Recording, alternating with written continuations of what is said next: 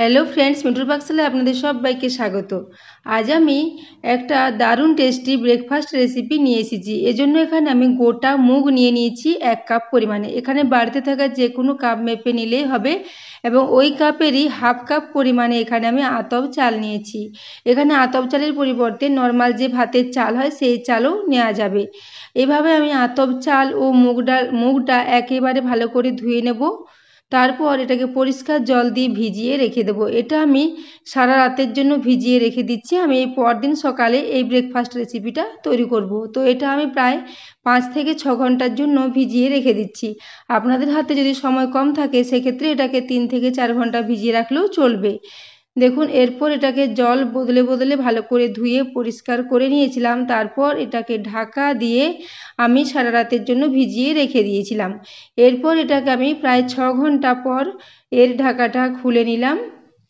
তারপর এটা দেখে নিচ্ছি যে এটা খুব ভালো মতো ভিজে গেছে এবং যে জলটা দিয়েছিলাম সম্পূর্ণ জলটাই প্রায় টেনে নিয়েছে এবং আতপ চাল ও মুগটা খুব সুন্দর মতো ভিজে গেছে। এরপর আমি একটা মিক্সিং জার নিয়ে নিয়েছি, তাতে আমি এই চাল ও ডালটা নিয়ে নিচ্ছি। এইভাবে পুরো মুগ ও আতপ চালটা নিয়ে নেব। তারপর এর সাথে সামান্য লবণ দিয়ে এবং একটু জল দিয়ে এর একটা মিহি পেস্ট তৈরি করে নেব। তো বন্ধুরা, আমার এই দারুণ টেস্টি এবং হেলদি এই ব্রেকফাস্ট রেসিপিটা যদি আপনাদের ভালো লাগে তাহলে অবশ্যই চ্যানেলটি সাবস্ক্রাইব করে রাখবেন এবং রেসিপি যদি পছন্দ হয় বন্ধুদের সাথে অবশ্যই একটু শেয়ার করে দেবেন। দেখুন, এখানে স্বাদ মতো লবণ দিয়ে দিলাম এবং ওই সাথে আমি সামান্য পরিমাণে জল দিয়ে দেব। খুব বেশি জল দেওয়ার প্রয়োজন নেই, খুব বেশি পাতলা করে এটাকে বাটা যাবে না। এরপর একটু জল দিয়ে এটাকে খুব মিহি করে পেস্ট করে নিয়েছি। দেখুন, এটা খুব ভালো মতো একটা মিহি পেস্ট আমি তৈরি করে নিয়েছি। এরপর একটা বাটিতে এই সমস্ত মিশ্রণটা আমি নিয়ে নেব। এই রেসিপিটা বন্ধুরা খুবই হেলদি এবং খুব কম উপকরণ দিয়ে এবং খুব কম সময়ের মধ্যে তৈরি হয়ে যায়। এটা তৈরি করতে মাত্র 10 মিনিট সময় লাগবে। সকালবেলা যদি হাতে সময় কম থাকে এই রেসিপিটা খুবই চটজলদি বানিয়ে নেওয়া যায়। দেখুন, এরপর সমস্ত মিশ্রণটা আমি বাটিতে নিয়ে নিয়েছি।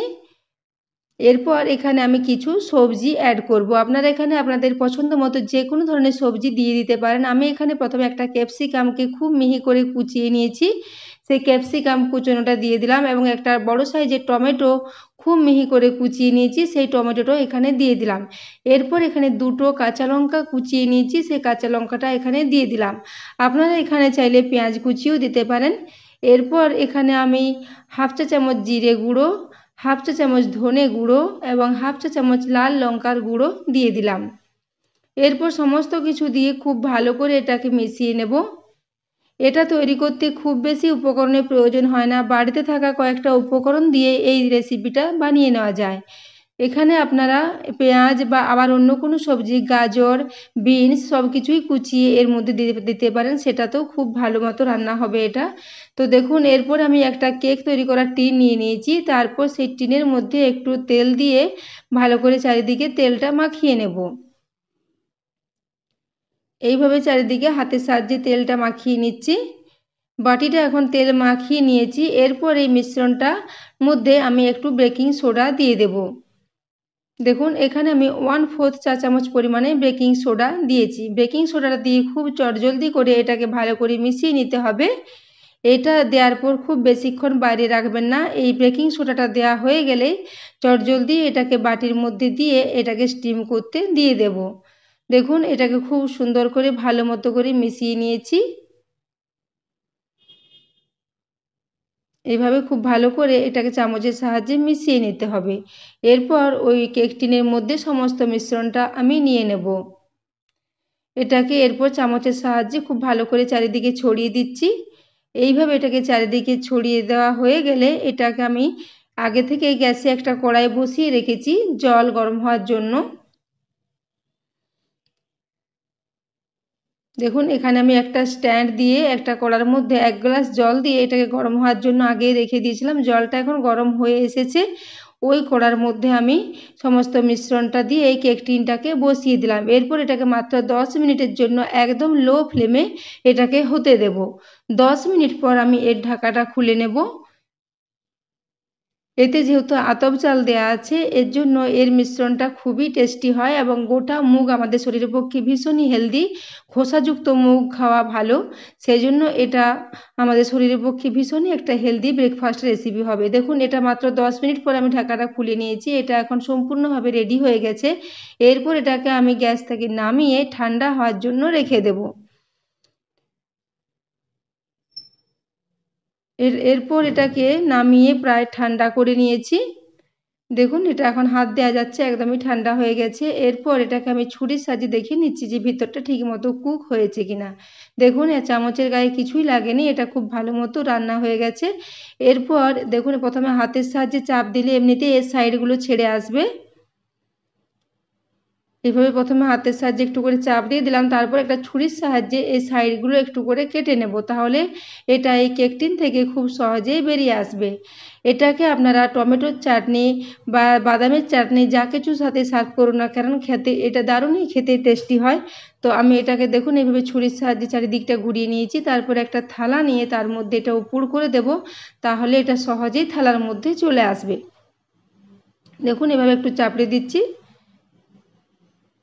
এরপর এটা সহজেই চলে এসেছে। দেখুন এটা দেখতে কতটা সুন্দর হয়েছে এবং ভীষণই নরম এবং জালিদার হয়েছে। দেখুন এর চারিদিকটা খুবই সুন্দর হয়েছে এবং যেহেতু মুগ সবুজ রঙের হয় তার মধ্যে এটা একটা সবুজ সবুজ রঙও এসেছে এর মধ্যে। তো দেখুন বন্ধুরা এটা কত সহজে খুব চটজলদি একটা ব্রেকফাস্ট রেসিপি তৈরি করে নেওয়া হয়েছে। এরপর একটা ছুরির সাহায্যে আমি এটাকে 4 টুকরো করে বড় বড় করে কেটে নেব। এটাকে আপনারা আবার বেশি ছোট ছোট টুকরো করেও কাটতে পারেন, আমি এটাকে বড় বড় সাইজের 4 টুকরো করে কেটে নিচ্ছি। এটা ভীষণই একটা হেলদি রেসিপি এবং এটা অনেকক্ষণ পর্যন্ত পেট ভরাও থাকে। এটা যেহেতু চাল আছে এবং এর সাথে যেহেতু মুগ ডাল আছে এটা খুবই টেস্টি হয়। দেখুন এরপর এটাকে আমি এইভাবে কেটে 4 খণ্ড করে নিলাম। তো বন্ধুরা আমার আজকের এই রেসিপি যদি ভালো লাগে তাহলে অবশ্যই একটা লাইক করে দেবেন। দেখুন এটা কতটা সফট এবং জালিদার হয়েছে, একদম পারফেক্টভাবে এটা তৈরি হয়েছে।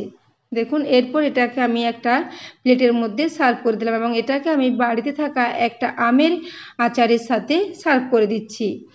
তো বন্ধুরা আমার আজকের এই রেসিপি যদি ভালো লাগে তাহলে অবশ্যই একটু বন্ধুদের সাথে শেয়ার করবেন এবং রেসিপি যদি পছন্দ হয় কমেন্ট করে অবশ্যই জানাবেন যে আপনাদের কেমন লেগেছে। তো এতক্ষণ পর্যন্ত ভিডিওটি দেখার জন্য আপনাদের অশেষ ধন্যবাদ। এরপর আমি দেখুন একটা আপনাদের দেখিয়ে দিচ্ছি যে কতটা জালিদার এবং কতটা নরম হয়েছে। দেখুন এগুলো খুব সহজেই কেটে নেওয়া যাবে এবং ভেতরটা অসম্ভব জালিদার হয়েছে এবং এটা ভর্তি আছে একদম সবজিতে। এখানে আপনারা আপনাদের পছন্দ মতো আরও বেশি করে সবজি দিতে পারেন, সেক্ষেত্রে এটা আরও বেশি হেলদি হবে। দেখুন এটাকে আমি এইভাবে আমের একটা আচারের সাথে সার্ভ করেছি। তো বন্ধুরা আজ এই পর্যন্তই, আরও চলে আসবো অন্য কোনো ভিডিও নিয়ে। ততক্ষণের জন্য সবাই সুস্থ থাকবেন, ভালো থাকবেন।